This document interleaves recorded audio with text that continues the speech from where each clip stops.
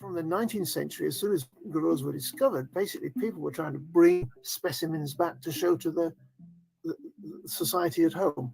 And as that more or less corresponded with the growth of each town thinking they have to have a zoo, then there was a demand for baby apes, gorillas, chimpanzees, orangutans, gibbons, and very often they died before they got to the zoo. And to catch one, you have to kill at least two or sometimes more members of the family who might defend the infant.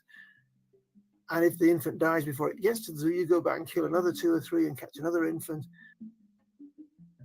In 1973, the Endangered Species Act was passed in the United States, no longer allowing zoos to buy endangered animals or trade any money for them.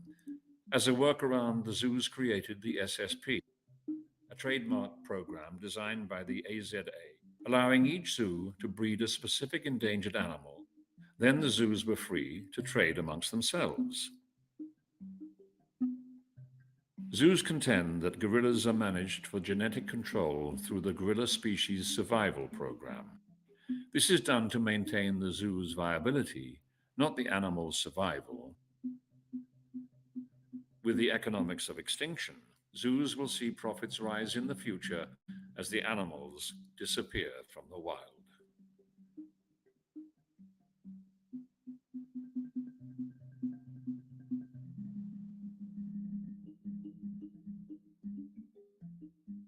Trouble me ethically that these non-human beings are being born in captivity for a lifetime in captivity that might be 50 years or more.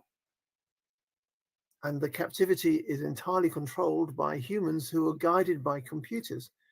So you might have a friend for life, but if the computer says, no, this gorilla is overrepresented in this population, it has to go and mate with that gorilla over there, that's where it'll go. It's like managing gorillas with like a pack of cards. You've got to shuffle them to get the maximum genetic diversity spread around. Whereas in the wild, that happens over generations.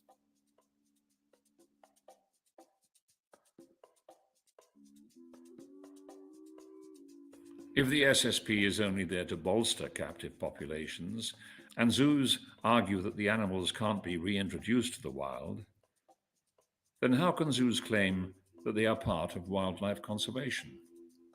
Today, the Cincinnati Zoo ranks as one of the top 5 zoos in the US and was known as the world's sexiest zoo because more than 50% of black rhinoceroses, white Bengal tigers, and lowland gorillas currently in captivity were born there. Animals that will be born in captivity and never know anything but concrete walls and humans staring and yelling at them from afar. Aside from the practical task of keeping zoos filled, these breeding programs have another very profitable benefit. Zoo babies. Bring your family to meet our family. Zoo babies are here at the Cincinnati Zoo with their cuddly, fuzzy faces, irresistibly adorable ears, big, bright eyes, and curious sense of adventure. Zoo babies are just as excited to see you as you are to see them. The ones in captivity, they're going to be in captivity for all their lives. And we have zoo babies every spring here. Any zoos with a baby on display can expect a 10 to 30% rise in admission tickets. Baby gorilla births in the zoos will generate $1.5 to $3.5 million a year.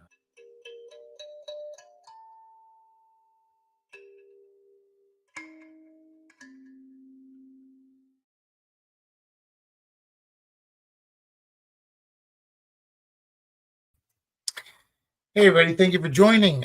We wanted to start off with a clip. It's a little unusual for us to do that, but we figured it was time to start off with a clip. I'm going to get that out of my way. There we go.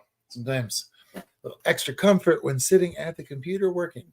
So, hey, everybody. It's nice to see you today. I'm really excited for today's live because today is a very important topic that is something we can connect to. You know, gorillas are 98% us.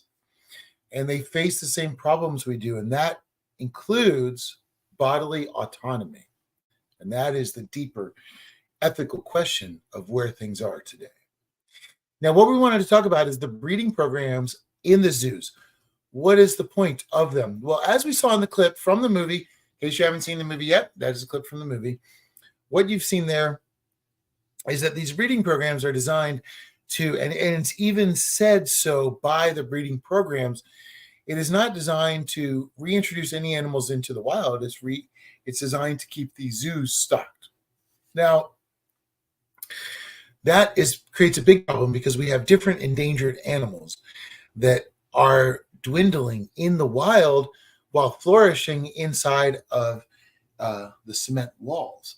So inside of captivity over here, we have a healthy stock of gorillas. And out here in the wild, we almost have none. So, they're falling apart and they're not helping us. So why do these breeding programs exist? So this is the deeper question. Now you have to imagine every animal you see in a zoo, especially since 1970s. Now, think about that for a second. I was born in 1973. I'm 51 years old. So that means that when you see, say, a gorilla that's celebrating its 60th birthday, that gorilla potentially, more than likely, came from the wild and was snatched from the wild to be an exhibit. So the Endangered Species Act came and said, no, this is wrong. You can't do this anymore. Because as you saw in the clip, that what happens, that process is so tragic that it was stopped by law, by presidential decree. And after that, what happened is the zoo said, you know what? Okay, you breed a gorilla, I'll breed an elephant. And when we're all done, we'll have our zoo babies. That's our profit maker. As you saw, the money goes up. That's our profit maker. And then we will send the zoo baby somewhere else to go mate somewhere else. Because as Ian said, you have to keep switching up your genetic pool. So you can't leave the gorillas in the same places they're born, which means that the troops that they're born into that make sense to them, even if the place around them doesn't make sense, the people around them make sense, then they're just yanked from those people when they are old enough or mature enough to start, mating. So it's a really insane view on a sentient being that has a very complex, rich, emotional life, family attachments, and all they're looking at is this concept of husbandry. All right, well, who do we have here? Maxwell, difficult to watch and hear. Oh no, I'm so sorry. I'm sorry you guys were not able to hear that.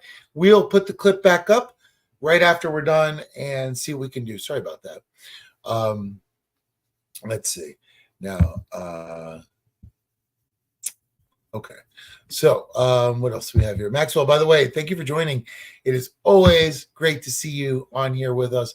We really appreciate it. And, and these notes down here are Sierra. She's working behind the scenes as always, working hard behind the scenes to make sure that everything is up and running. So when you see the comments, know that it's Sierra. She's helping make sure that we have all the information we need to talk about this. She's producing the show as she produces the movies and produces a lot of the content that we're able to get out there because it's so important that, we as a team just really feel that we're, it's an important mission to speak up for those that can't. And a lot of them that can't are given a certain amount of attention already. But we find it really shocking that one of our closest living relatives is not given the same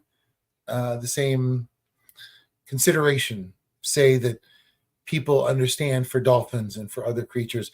We need it for all animals. And if you're going to be joining in with us coming up on the 24th in May, we have a very, very exciting show with a special guest.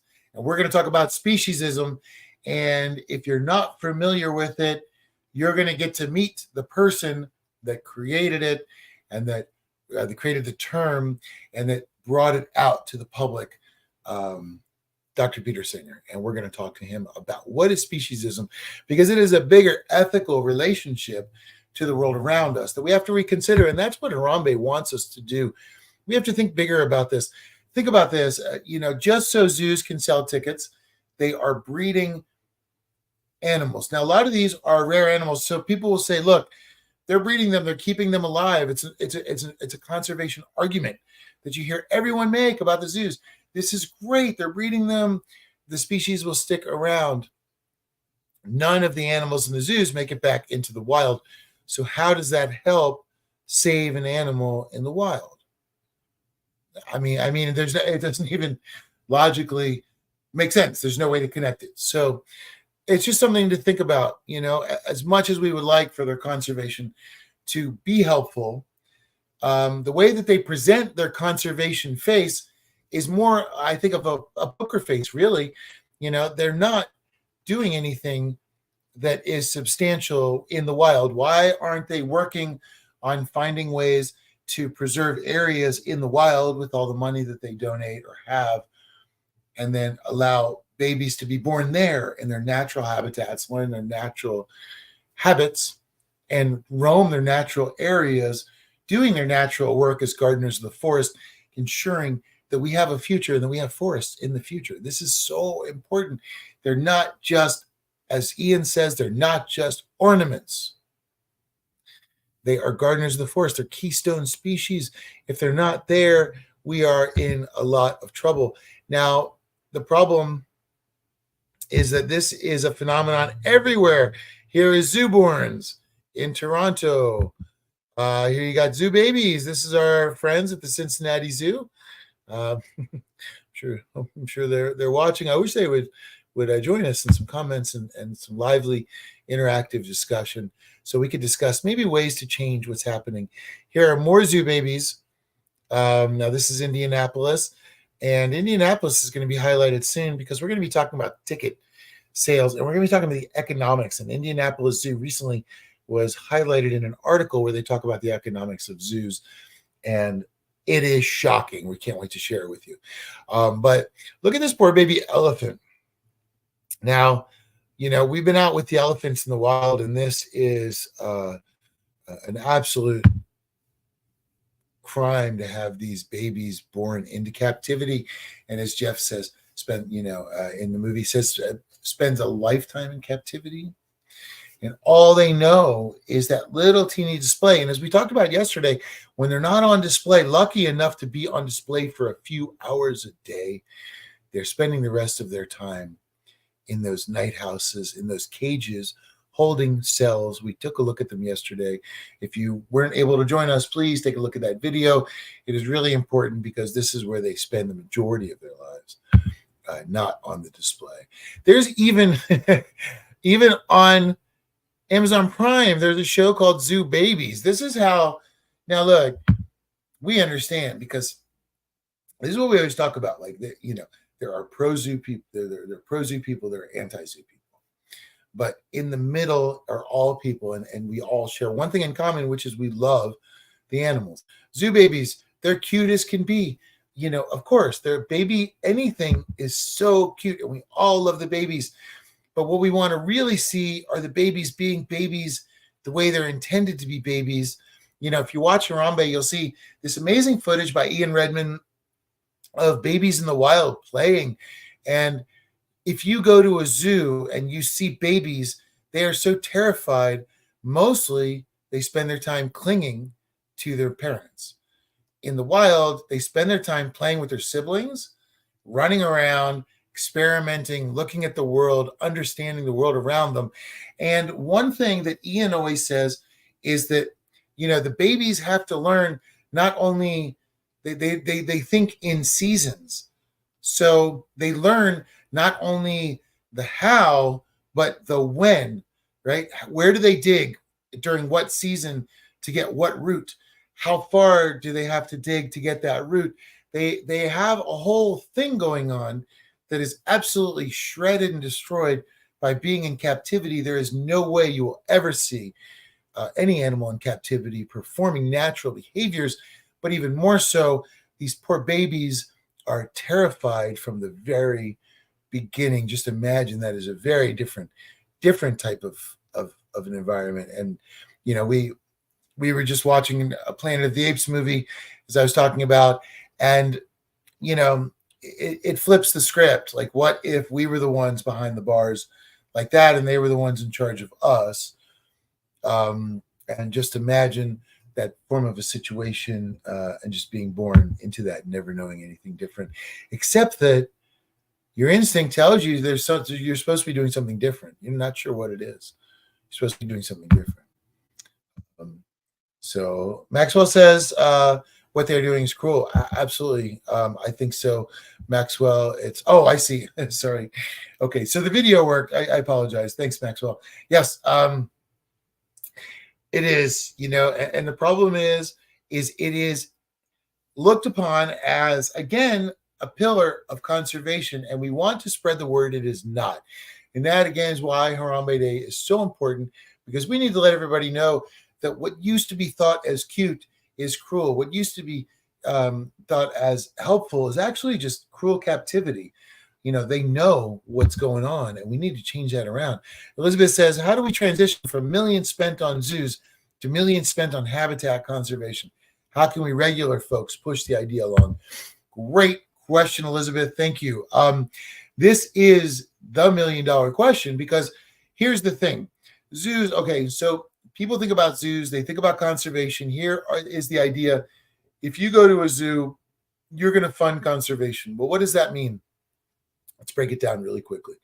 It means that the zoo has some form of education about conservation. Cincinnati Zoo is a great example. They have a program where they'll tell you about recycling your cell phone, because that's actually a very important topic. And I say kudos to them for the education.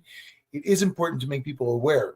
Now, the trick about it is, and we'll go over it later, but the trick about it is they collect a bunch of cell phones, ship them off to a company that we've actually been talking to, and you can get a check for the cell phones you collect. And they do get eco-cycled back, which is a wonderful program, but it's not quite the conservation they play it off to be. They're also getting money back for it. Now, what else are zoos doing? They say they are funding this breeding program. That's obviously, we're looking at it going, well, what good does that do? Anything else? And even that quote in the movie says that it's a fantasy to think that it's going to help any animals in the wild. So, even the zoo industry admits it. They just don't like to talk about it, but they do admit it. This is how they operate. So what else is their conservation? So it's the breeding, but it's not true, because none of the animals go back into the wild. So what good is it? We mentioned the economics of extinction. Now, this is a term brought around by Paul Watson, and it's in reference to the beginning of the tuna problem. Now, what is happening is a lot of these places are going out, fishing out the biggest tuna from the ocean possible, and freeze drying them in giant warehouses, all in different countries, Japan, different areas. And what's happening there is they're waiting for all the tuna to go extinct. And the moment it does, that frozen tuna becomes a very, very expensive commodity. So those are the economics of extinction. If we apply it to a zoo, we start to understand that all these animals out here in the wild are being funneled behind a concrete piece, and they're going right here, and they're being kept in concrete walls, while everything outside of the wall disappears. Everything inside of the wall becomes more valuable. The more endangered animals that are in a zoo, the better. But what good is it to have an endangered animal in a zoo to gawk at if we don't have them doing their work as keystone species out in the wild? So, that's another thing. So, Elizabeth, back to your question. It's a great question. How do we make this transition? The number one thing I think we need to do, and I think everybody in our group here would agree, but I want to hear everyone else's thoughts, because this is where we need to brainstorm, because the solution hasn't been created yet. There are sanctuaries, sure, but is that a sustainable solution? It's a good temporary solution until we find a real solution. The solution is somehow we have to find ways to have lawmakers protect areas where these animals can live, and we have to find protection for these animals. And this is very, very important. In Africa, they do that. They try to protect their big game species as much as they can. Well, what they call big game species, not for hunting, but for safety. And unfortunately, it doesn't always work. A lot of times the poachers get the rhinos. We've seen extinctions in our lifetime. So it's really important that, number one, we start to talk to everybody, start to put pressure on lawmakers for changes. How do we do that? They banned the trophy hunting imports. This is important. We can change the laws. Big Cat Rescue has changed, and the Big Cat Safety Act has changed roadside zoos and breeding. And that's the thing, is we just have to cut it off.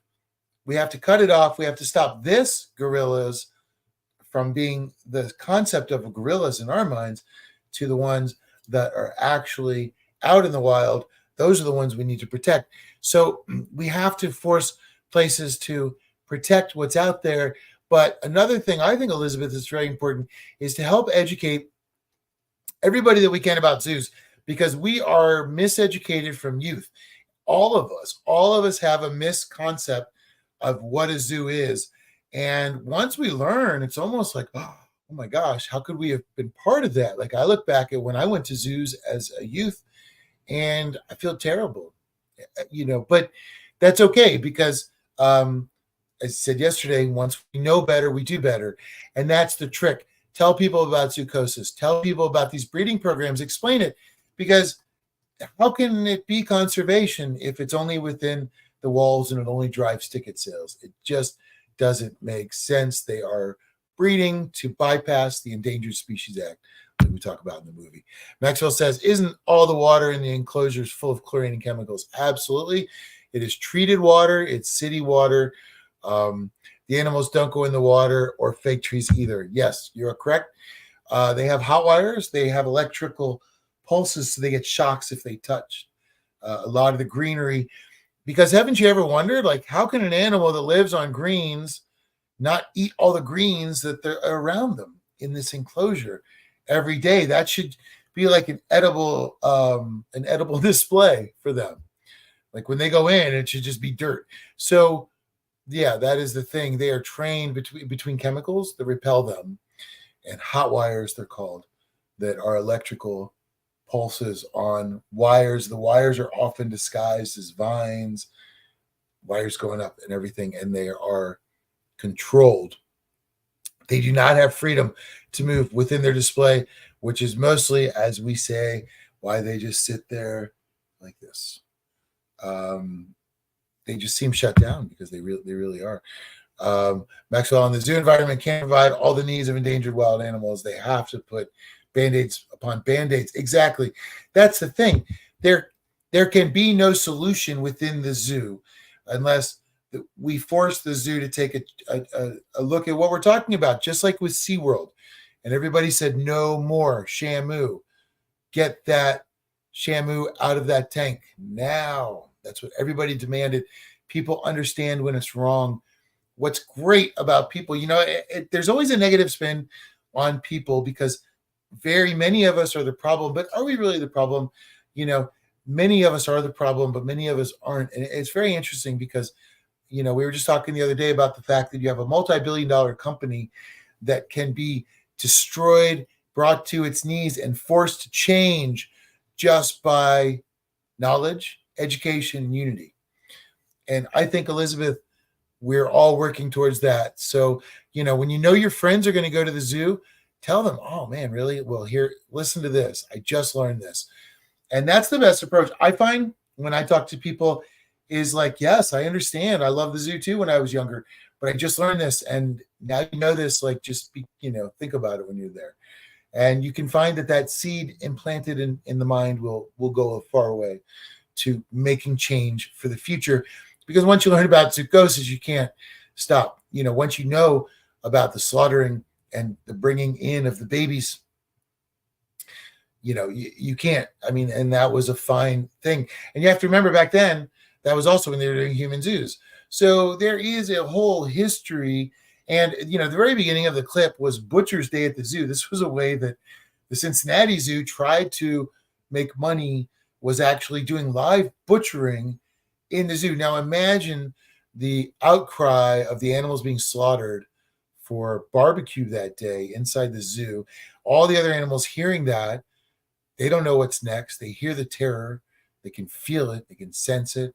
Then they have to smell the flesh of other animals being cooked, which, is a very unnatural thing for them. They don't barbecue things. So to smell the searing flesh, it must have been terrifying for them back then. So that's how little consideration the animals get in the zoo world. And we have to remember that within the zoological world, their interest is in genetic purity. Their interest is in this genetic study, but they are not helping us get them back out there. Jane Goodall was in nature with them. And now that she can't be, she fights to get them back into nature. Amazing. Diane Fossey studied them in nature. Ian got to study them in nature. Our friend Dr. Alan Goodall got to study them in nature. These are people that had a rare opportunity to do that. And that is what should be somehow in a modern way replicated instead of bringing them in. Because who wants to watch an animal that looks sad, and who wants to take kids to that? Kids are smarter than people give credit to. They think and they have emotions. They understand emotion, and they have emotional literacy, even at a young age. So, it really does change over time. And the majority of people we talk to are people that used to love zoos and no longer can go to them because they've learned too much. And again, an educated consumer is the way to go. We're going to actually be starting a campaign to try to stop schools from making zoos part of their field trips. That's another thing we really think we can make a big change with.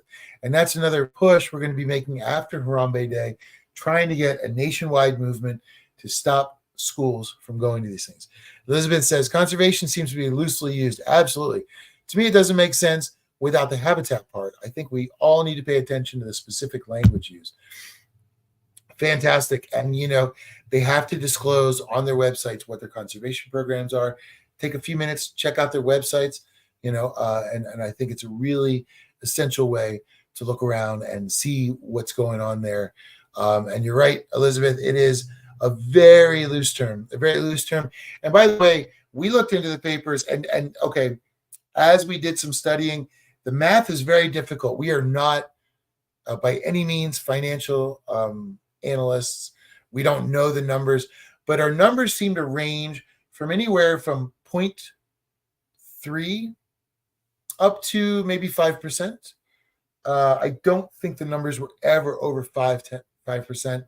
So to be generous, we would say 5%. I don't believe anything was over 2 or 3, but that's not a lot of money that goes to conservation. So here's the thing, is if their big face is, come here, we're saving the animals, and only 5% of your money goes to it, then your business model is not working and you're not saving enough animals. And what are you doing? Are you recycling cell phones that you're sending to a company called EcoCycle that's going to send you a check? What's that doing? It's helpful, but at the same time, it's not enough to enslave sentient beings their entire lives for. That's a price that we're not willing to pay, right? All of us here, I think we're all in agreement of that. Elizabeth says, yes, education is key to everything. It was you who opened my eyes to the cruelty of zoo culture. Well, Elizabeth, we really appreciate the fact that again, everybody loves animals. So when you first start learning about the zoo, Sierra and I were shocked when we started to learn. We didn't think it would be that bad. And, we started the movie very in the middle, and we didn't really know what we were going to say or what it all meant until we began our exploration. And that changed everything, and we became educated, and we found what side that we had to be on, because as Howard Zinn said, you cannot be neutral on a moving train. So remember, May 28th is going to be your day to help us out. Help us, join us online, join us in Cincinnati if you can. If you can be in Cincinnati, contact us, let us know. We'd love to hear more. We have some very special events lined up. Don't forget, we're doing an online protest all day, May 28th, Harambe is a huge topic online. This is your opportunity to use Harambe's name to speak what you want to for the animals. Using the hashtag Harambe Day, you will have the world's attention on your microphone. Speak up, speak loud, be proud, talk for the animals. Tell everybody to respect them, that we need to move forward with respect and love. Hashtag Harambe Day. We're asking everybody to hold a sign up. Hashtag Harambe Day. We're asking everybody to hold a candle and then put a post up. Hashtag Harambe Day. Let us know, because if you show your presence online, you're going to show everybody in the world that this topic's not going to go away until it gets addressed. And that's what the thing is. None of us are going to stop until change has happened, because none of us can stop until change happens. And that's for the survival of the gorillas and ourselves as well, along with the earth. Hey, Sally, nice to see you. Sally says, when I was living in Santa Barbara, I joined the zoo, believing the lies, visited Sister Zoo in Houston, Texas. Interesting. One way to learn, I guess. Thank you for this work. Sally, thank you for looking at what was happening, reconsidering, and changing that. And that's the beauty of it, is education is all we need. Once we all see the truth, we have an opportunity to make a true decision. So I love this group we have here, because this is a group of people that think with their hearts and their minds about the now and the future. So important. So please, everybody, don't forget to join us May 28th. And again, we have a very special day coming up on May 24th with Peter Singer about speciesism. The entire concept, we always talk about zoos. Zoos are one of the aspects. There's factory farming. There's a lot of things going on that we do not treat animals with respect on a whole. And that is speciesism. And that is the root cause of what's going on here. And we need to drill down to that and figure that out and try to change that foundational problem. Because once we change that perspective, and we can change that over generations, we can also change this over generations. Change can happen. We are the key to that change. So thanks, everybody, for joining today. Thanks for talking about the breeding programs. Don't forget, these gorillas are being bred at specific times. That means they are on birth control. They're on human birth control. If you look at the babies, remember the timing is not accidental. The moms are on human birth control. The breeding is controlled. Nothing is natural inside of a zoo. It is forced breeding. There is no selection. Natural selection is gone. It's completely forced. So forced breeding is something that animals have never encountered, that would never encounter in nature. And it's something that I think people are shocked to be encountering as a concept right now on a political spectrum. And not only that, we have to remember that, for example, Harambe, they took his sperm after he was killed. So they're going to eventually artificially inseminate another gorilla with his sperm, they said, for future generations, because he's as close to a wild gorilla as they have attachments to, because his grandmother was caught in the wild and had to live her life in the Florida Zoo, Miami Zoo, I believe, Josephine. So, now what's happening? Think about the clinical things: artificial insemination, birth control, sometimes mating, forced to term, forced babies, forcing to put your baby on display. And then the moment your baby is old enough, and I think Dan Van Koppenel said Harambe was removed, I want to say pretty quickly. I want to say like 16 months, maybe a year or two. We'll have to go back and check on that. I don't want to give out false information, but it is way too young, considering that in the wild, they're babies. They stick with their families for a long time, learn everything, learn how to think in time, seasons, plants. They have to learn it, and they stick together, and then they grow up in their troop and they stick with their troop. Everything in the zoo destroys their moral fabric, destroys their ability to do anything that is natural to them. And these are generations and generations of gorillas that have not needed our help to continue. And they don't need our help to continue. They need us to step away and leave them alone, stop force breeding them, stop putting them on birth control, regular birth control. And if you watch the movie, you'll see in there some of the birth control that's actually in the Cincinnati Zoo. This is crazy for us to think that we should be able to control nature in this way and play God like that. That's not for us. The best thing we can do is let them be. That's our only job, is to respect them. Really, if you think about it. It's very simple. So anyway, remember, there are solutions to these problems. We are the solutions to these problems. Discussions, conversations, initiate a conversation. Everybody, I was actually at a party a little while ago, and it was a friend's birthday party, and somebody said, man, I went to the zoo and I loved it. And it got silent. And, and then we had to have that discussion about the zoo. And it became an interesting discussion. And you have to respect other people's opinions, because people haven't had the opportunity yet to question it. Remember that.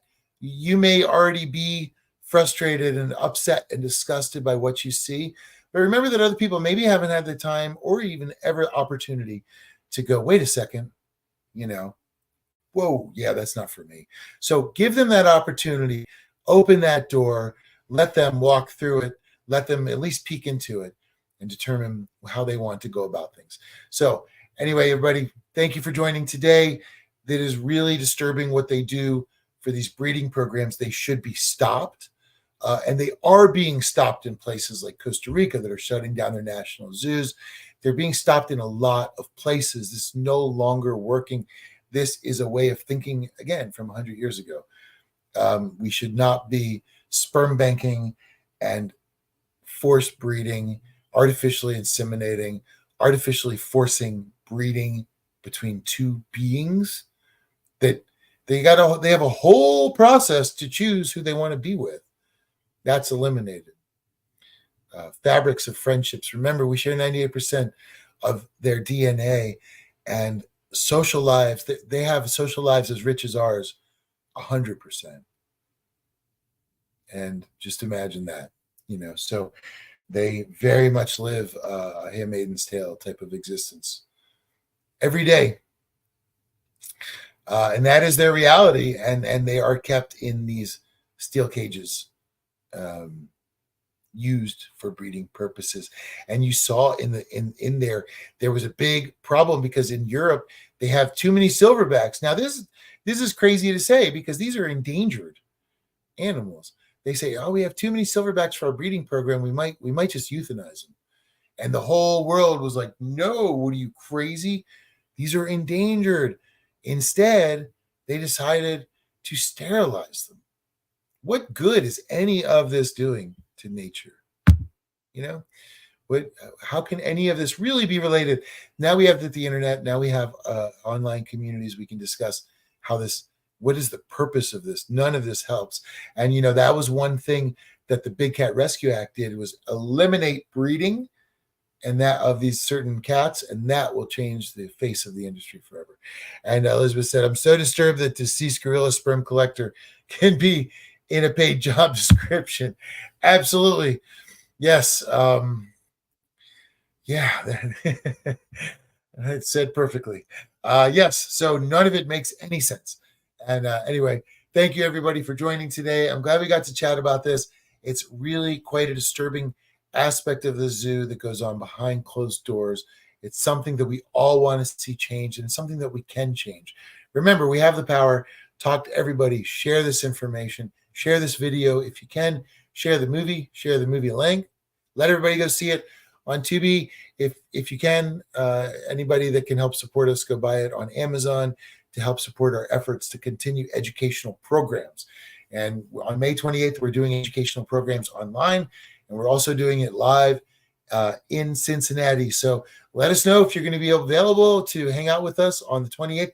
And if not, please put something up online to show your support for all these sentient captive beings We need to set them free, and we need to stop letting their very first moment be in captivity and their last moment be captivity. They deserve better. We can do better. Right? Thank you, everybody, for joining. We're going to continue our lives. We're going to continue talking about aspects of the zoo and what do we see, what do we hear, but what do we actually know now, and what does that mean? All right, everybody have a great day. I look forward to hearing more comments. Let me know a little bit more about what you think about these breeding programs, about these forced breeding programs, and about what do you think about the ethical, the question, is it helping? Is it not helping? Do we have the right? What's the ethical and moral complication of us doing this? I can't wait to read a little bit more comments. Thank you for joining.